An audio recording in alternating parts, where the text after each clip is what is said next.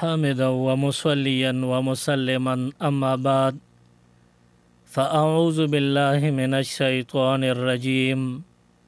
بسم الله الرحمن الرحيم وأما من خاف مقام ربه ونهى النفس عن الهوى فإن الجنة هي المأوى صدق الله العظيم. زما ډیر قابل قدر قابل احترام مشرانو کشرانو رونو او د خپلو کورونو په چار دیوارو دننه ناستو پرده نشینو خویندو میندو، الله رب العالمین په بنده باندې بے حدا بے اندازې مهربان دی. زمونږ نننی عنوان د الله رب العالمین د مهربانتیا حواله سره دی. رب العالمین مونږ او تاسو پیدا کړی یو د خپل عبادت د پاره. مونږ او تاسو به د الله تعالی عبادت او بندگی کو. په دغه لار به مونږ روان یو، خو شیطان الله تعالی سره وعده کړی ده او قسمونه کړي دي چې زه به ستا دا بنده تیرو باسم، دی به زه ګمراه کوم، بېلارې کوم. شیطان په مونږ باندې په هر وخت کې حمله کوي. هر وخت دی زمونږ په فکر کې دی چې مونږ به څنګه خطا شو، د سمې لارې نه روانې لارې ته به شو، او دی به کوشش کوي چې دا بنده به څنګه الله نه لري، الله به د ده نه ناراضه شي. نو شیطان د ډېر حده پورې په خپل محنت او کوشش کې کامیاب دی، ځکه مونږ او تاسو یې د الله نه لرې کړی او د ګناه په کار مشغول کړي یو. بیا د قیامت ورځ راشي، سخته ورځ وي. هغه د قیامت په ورځ باندې شیطان خو لاړ شي سر وخوري دوزخ ته، پریوزي جهنم خشاک تی جوړ شي. خو مونږ الله جنت له پیدا کړی او جوړ کړی، نو مونږ بم جهنم ته د لاسه لاړ شو. نو د قیامت په ورځ باندې زمونږ د جهنم فیصله به مونږ ته اورولی کیږي. الله دې نه کي مونږ ته به وایي جهنم لمبو ته ور داخل شه. نو دغه وخت کې بیا زمونږ په زړه بس تیریږي.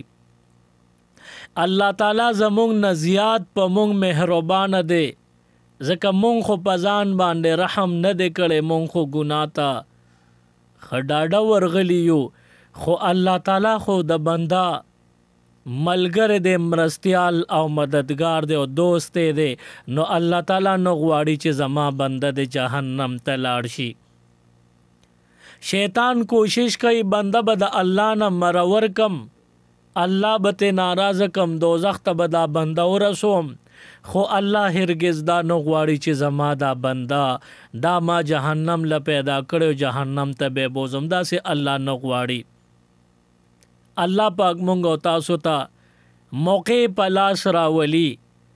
چې د هغې موقعو نه مونږ فایده ترلاسه کو. مونږ ته به په هغې باندې ډیر راحت او ډیر آرام ملو شي، د جهنم نه به مونږ او تاسو ته نجات ملو شي. الله رب العالمین د کمزورې بنده ته لارې ښودلې او آساني کړي دي. مونږ او تاسو کمزوري بندیان یو، مونږ د خپل عمل په وجه باندې جنت ګټلی نشو، الله تعالی رضا کولی نشو. خو بیام الله تعالی زمونږ د کمزورو ته ګوري چې په عمل خو ګرانه ده چې دوی جنت ته لاړ شي. خو راشه الله تعالی فرمایي زه به درله موقع درکم، په هغې کې به ته کوششو کې محنتو کې تعالی به د هغې په وجه باندې جنت ته تلل در نصیب کم. نو روایاتو کې راغلی دی ګڼې موقع انسان ته ورکړی شوي دي. نو کله خو بعضې ځایونه مقدس الله مقرر کړي دي، وایي دا بنده دی د مقدس ځای له دې راشي، د دې ځای د خاطره دله به زه اعمالو کې ثوابونو برکتونه کېږدم عمل به ورکوټي وي او ثواب به پې ډېر زیاتی او کله کله په یو وخت کې الله تعالی برکت ایښودی وي دی په هغه وخت کې معمولی عمل ورکوټي عملو کې ثواب پې ډېر زیاتی او کله کله د ملاقاتونه د انسان د انسانانو سره کېږي نو دل الله تعالی بعضې چهرې داسې پیدا کړي دي چې دی هغه چهرو ته یو ځل وګوري نظر ور واچي نو الله تعالی د هغې کتو په وجه باندې دله ورکوټې عمل او ډیر ثواب ورکي نو دا درې خبرې دي بعضې ځایونه هغه ډیر مبارک دي او بعضی وختونه هغه هم ډیر مبارک دي او بعضی لمحات دي ملاقاتونه دي بعضی ملاقاتونه دي هغه ډیر مبارک دي د هغې په وجه باندې معمولی عمل ډیر لوی ثواب نو بعضی مقدس ځایونه د هغې مثال حرمین شریفین دي یو بنده دی په پاکستان کې 1 لاک منځونه وکي یو منځ 1 لاک کرته وکړو د دغه یو منځ 1 لاک کرته اړو پته نه لګي قبليږي که نه قبليږي خو که یو بنده دی هغه مقدسو ځایونو باندې قدم کېښوده مثلا مکې معظمه او حرم شریف ته راغې نو حرم شریف کې دی بنده یو منځ وکړو دا خو څه دومره ګران کار نه دی دونه لوی عمل نه دی ورکوټي عمل دی یو منځ خو الله تعالی په دې ځای کې دومره اثر ایښودلی دی چې د دې ځای د یو منځ ثواب یو په لاک بدل شو بلکې دې نه زیات شو او قبولیت تم ورسید قبول ثواب دله ورکي نو بعضې ځایونه دي په هغه ځای کې چې بنده ډېر کمزور او په عمل نیمګړی دی او کم دی خو چې په هغه ځای کې د 2 رکعاته مونځ وکړو دا یو په لاک شو او قبولم شو او یو مسجد نبوي مبارک دی صلی الله علیه وسلم د ښکلي پاک پیغمبر صلی الله علیه وسلم جماعت دی پاغې کې چې د یو منځ وکړو نو یو بنده په عمل کمزورې دی دی دون عمل نشي کولی چې جنت ته تلو والا جوړ شي نو دته الله پاک د حضور علیه السلام د جماعت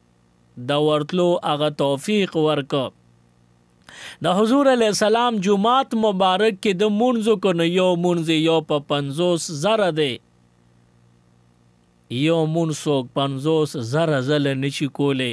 او دا یو مونځ په مسجد نبوي شریف کې وکړو نو داسې شوله که 50,000 ځله دا مونځ وکړو او د دې ثواب به قبول شوي ثواب یې دله په عملنامه کې اچوي نو بعضې ځایونه دي چې هغه مقدس دي هغه ځای کې مونځونه کې تاله الله تعالی د هغې په برکت باندې ډیر ثوابونه درکوي یو په لاک یا یو په 50,000 نو اروا خو بنده کمزوري دی نشي تلی حرمینو شریفینو دیدار خو ار وخت چاته نه نصیب کیږي او دا خو ډیرې پیسې غواړي نو داسې یو ځای دلته شته په پاکستان کې چې ستا به یو مونځ په 2,000 باندې وي یو مونځ څوک 2,000 ځله نشي کولی نظر ته هغه ځای ښیم کتاب کې راغلی دی او یو بنده دی په خپل کلي کې مونځ په جمع سره په جماعت کې کوي او دغه مونځ کې دغه جماعت کې د اختر او د جمعې مونځ روا دی یعنی جامع مسجد دی نو په دې خپل کلي جامع مسجد کې چې ته مونځ کې 4 رکعاته مونځي نو ستا یو رکعت په 500 دی نو ستا 4 رکعاته به په 2,000 مونځونو باندې الله قبلي ثواب به درکوي دا د نارینهو دپاره ډېر زیات ثوابونه دي او زنانه دې په خپلو کورونو کې په اولو وختونو کې مونځونه کوي نو دوی له به مفتو کې الله یو رکعت په بدل 500 او د 4 رکعاتو په بدل کې 2,000 رکعتونو قبول شوی ثواب ورکوي دا الله رحمت ډېر لوی دی او وسیع دی نو عرض میں دا کو استاسو خدمت کې چې بعض مقامات الله تعالی مبارک او مقدس ګرځولي دي پاغه کې بندا منځ کوي او لږ عمل کوي نو ډیر ثواب الله تعالی ور کوي او بعضی وختونه دي چې هغه وختونه ډیر مبارک دي نو تیر بیان کې سرسری ما تاسو ته ذکر کړو یو سلور شپې دي چې د کال د ټولو شپو نه غوره دي د هر شپې نه افضل دي هغه سلور شپو کې یو 13 شوا شب براءت د 15 شعبان شپه دا ډیره مبارکه وا او باقی 3 شپې را روان دي د رمضان المبارک په آخري عشره کې خلق اعتکاف کوي په هغه اعتکاف والا عشره کې ناتکې چې کمر وزدي یو وشتما درشتما پنځشتما او وشتما نهشتما دا 15 شپې دي پدې کې یو شپه دا هغه ته شب قدر ویل کېږي قرآن ورته لیلۃ القدر نوم ورکړی دی نو دغه لیلۃ القدر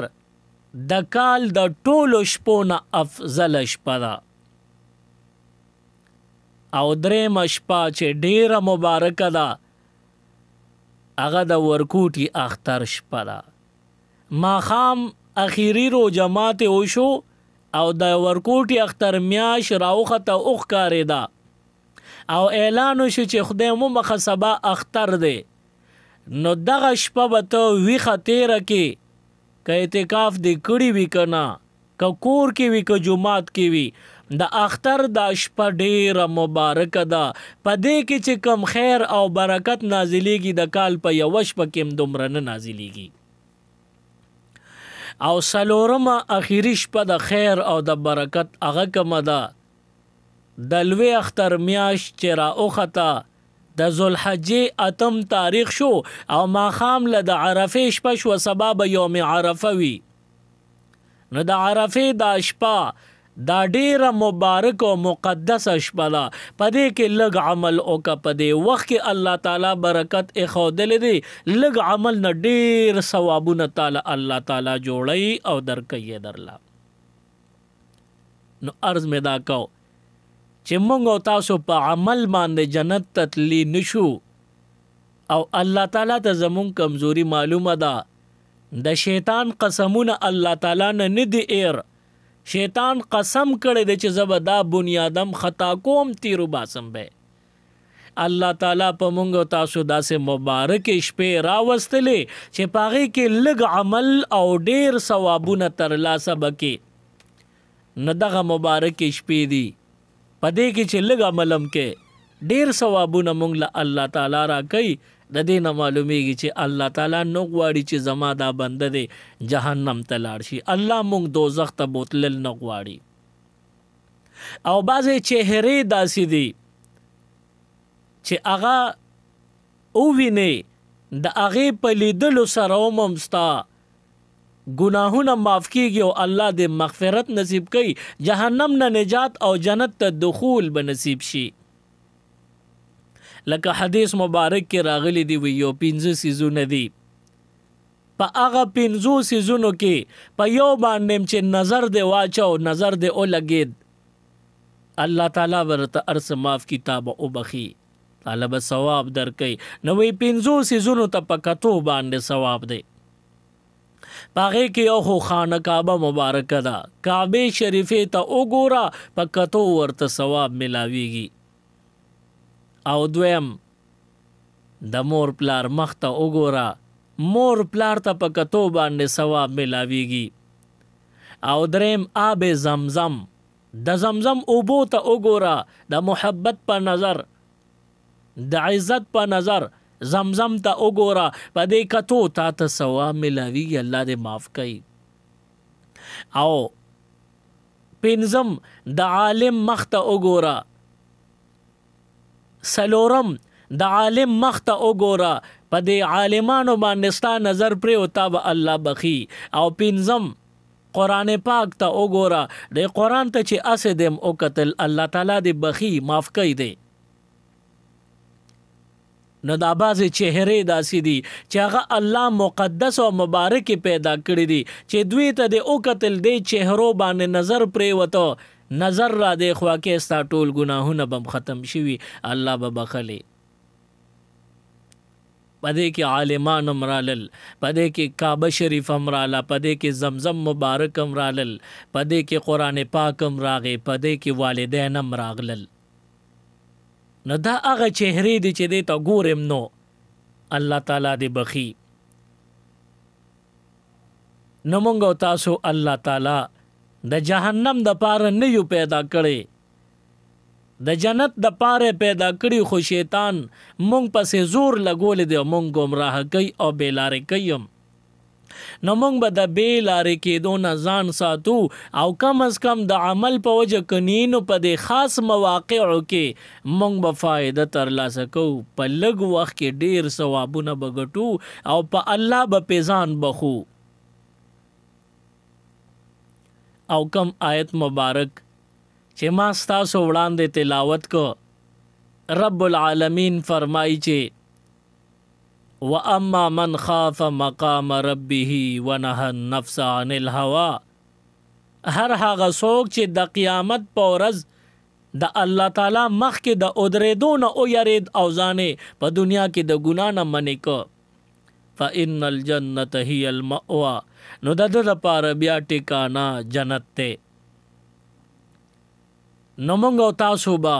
د الله تعالی نه یریږو ګناهونو نه به پرهیز کوو ګناهونو نه به ځان لرې ساتو خپل ظاهري او روحاني اعتبار سره مکمل به ځان صفا د ګناه نه پاک ساتو د دې په برکت به الله تعالی موږ او تاسو د جهنم نه نجات نصیب کی او جنت تتلو والا بم جوړ کی نو عرض میں دا کو تاسو ته د قدرې خبره به تاسو ته یادې وي چې بعضې مقامات مقدس دي د انسان د بخنې سبب ګرځي او بعضې لمحات مقدس دي د انسان د بخنې سبب ګرځي او بعضې چهرې مقدس دي د انسان د بخنې سبب ګرځي خو بعضې کلمات څلورم دا پکې نوٹ کې بعضې کلمات هغه ډېر مقدس دي چې هغه کلمات خولې لرالل ستا بخنه وشو الله دې معاف کوي نو هغه کلماتو کې یو خدا چې یو بنده دې د ټول عمر کافر او مشرک دی شپېته او یا کال عمر دی او په دې کې دا اړو چې ته کلمه او سمه خبره کړې نه رحمت دا ټول عمر په کفر کې تیر کی خو بعضې کلمات مقدس دی هغه رنګ راوړي یو بنده چې هغه مقدس الفاظ یې خولې له راغلل نو د هغې د برکته الله تعالی دته د ټول عمر کفر او شرک معاف کوي لکه یو بنده دی الله دې نه کړي د ټول عمر مشرک دی او ننې کلمه نصیب شو کلمه طیبه وې لا اله الا الله محمد رسول الله دا یې اووې نو دا داسې مقدس الفاظ او کلمات دي چې د ټول عمر د ماضي چې څومره ګناه او کفر او شرکو هغه ټول الله تعالی معاف کو دی بالکل او بخو د ګناه نه پاک شو نه یو خدا او بعضې نور کلمات داسې دي چې مونږ خو الحمدلله د ایمان په نور باندې منور یو الله تعالی ایمان غوند عظیم دولت را کړی دی خو بیا هم شیطان خو محنت په مونږ نه دی پرېښی شیطان خو په مونږ محنت کوي نو هغه مونږ ګمراه کړو د لارې بې لارې کړو مونږ یې تیرې سو خطا یې کړو نو زمونږ خو ایمان شته الحمدلله خو عملم کمزور دی نو کستا ګناهونه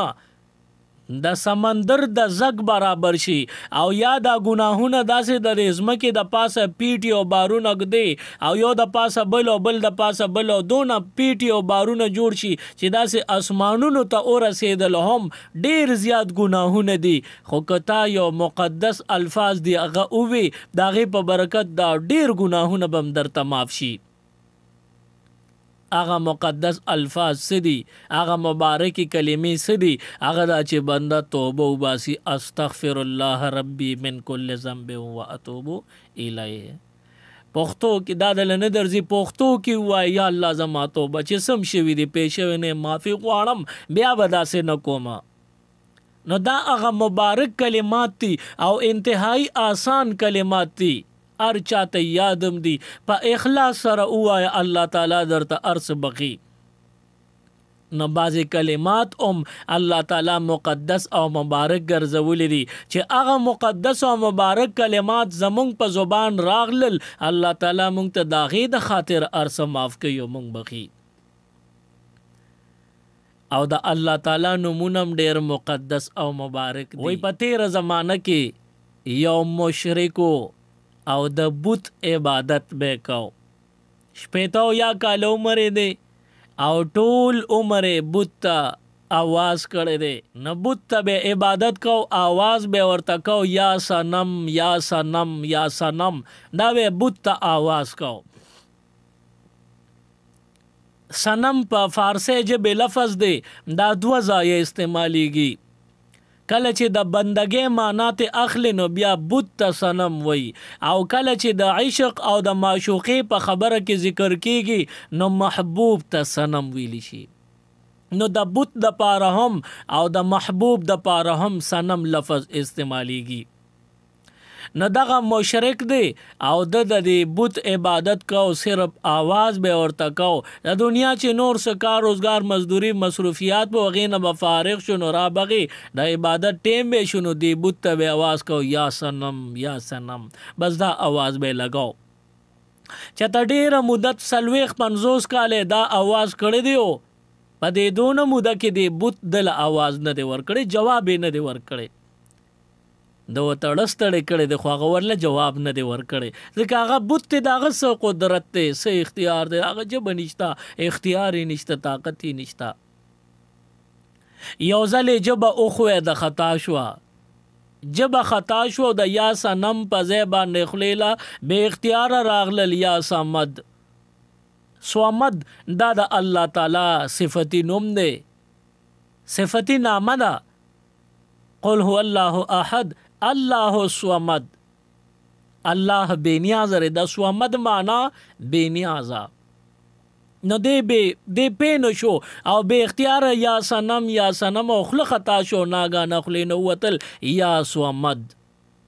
نو بس یا صمد دخلین بے اختیار وتل دی نو فورا د تغیبی د الله تعالی د طرفنا د شان لایق سر आवाज او شو جواب ورکو لبیک لبیک لبیک یا عبدی. پښتو کې دا معنا چې د او یا صمد اے بے نیاز ذاتا دا اوس د اختیار نه دی بے اختیار خلق خطا شو او د پکې ارادم نشتا چې غنی دی پریشا الله ته आवाज کوي خلی خطا شو بت ته आवाज کو خو یا صنم په خلی نه یا صمد وته. نو فوری طور الله تعالی شان لایق سره دل جواب ور کړی دی وی لبیک لبیک لبیک اے زما بندا وای ز حاضرم ز حاضرم ز حاضرم. فرشته د الله تعالی نه تپوس کوي پروردگار ټول عمر بت आवाज کړی دی او نه خلق خطا شو په خطا استانم د خلی نه وته نو تا وته داسې سم دستی आवाज ورکو جواب دی ورکو. نو الله تعالی فرشتو ته فرمای وای دغه بت ته आवाज پیتو یا کال کړي د خو بت ته دغه سو قدرت ته چې دل به جواب ورک دغه د جواب ورکول طاقت نشتا او ټیک د چې په خطا باندې خلی خطا شو ماته आवाज کړي نو د بت او زما ترمنځ فرق څه شو نو زه خو د طاقت لرم چې دل جواب ورکم او اختیارم لرم چې دل आवाज او جواب ورکم نو ځکه مې ورته وی چې د بت او زما ترمنځ خو فرق دی هغه بت طاقت نه لري او زه د احکم الحاکمین زه د رب العالمین زه د ربم نو ځکه مې جواب ورکو نو بس دا سړی غیرتمندو دا غبوت د خپینه نیولې توکړې را توکړې لری غرزولې دي ټوکړې ټوکړې او زری زری او مات کړې دي لته په خېجولې دي وای تا ته هم ما شپېته او یا کال आवाज کړی دی تا خو مالو سپورې چرته جواب نه دی را کړی او قربان شم د هغه لوی ذات نه چې په خطا مې ژبه وښویده او الله ته مې آواز وکړو چې یا صمد نو هغه راله فوري طور 3 ځله جواب راکړ لبیک لبیک لبیک یا عبدي. نو بس بیا فوري طور کلمه ویلې ده توبه وست دو مسلمان شوی دی. نو عرض می دا کو تاسو خدمت کې چې بعض لمحات اغم ډیر مبارکی او بعضی کلمات اغم ډیر مبارک هغه کلمات ته وایو په زبان راولا بیا به الله تعالی ته بخنه کوي مکمل بده او بخیو معاف بده کی. نو د شعبان دا ټول میاش دا مبارک دا پدې کې چې الله تعالی نه دروازې وک د شپې وی سوال کې الله تعالی وستا دعاګانې رد کینا طالب الله تعالی ټول مرادونه پوره کوي. دا شعبان دا مبارک میاش دا افضل دا پدې کې ډیر الله تعالی طرف ته متوجه شه. علما فرمایي چې د شعبان دا میاش دا د رمضان المبارک د میاشتې د پاره یو ټریننګ دی. پدې کې ټریننګ حاصل کو بیا په رمضان شریف کې هغه اعمال کوا نو اوس به د دې نم زیات ثواب په رمضان المبارک کې وي. نو الله تعالی دې په دې خبرو مونږ تاسو له د عمل کولو توفیق راکړي. سبحان ربک رب العزة عما یصفون وسلام على المرسلين والحمد لله رب العالمين. اللهم ربنا آتنا في الدنيا حسنة وفي الآخرة حسنة وقنا عذاب النار وأدخلنا الجنة مع الأبرار يا عزيز يا غفار برحمتك يا أرحم الراحمين.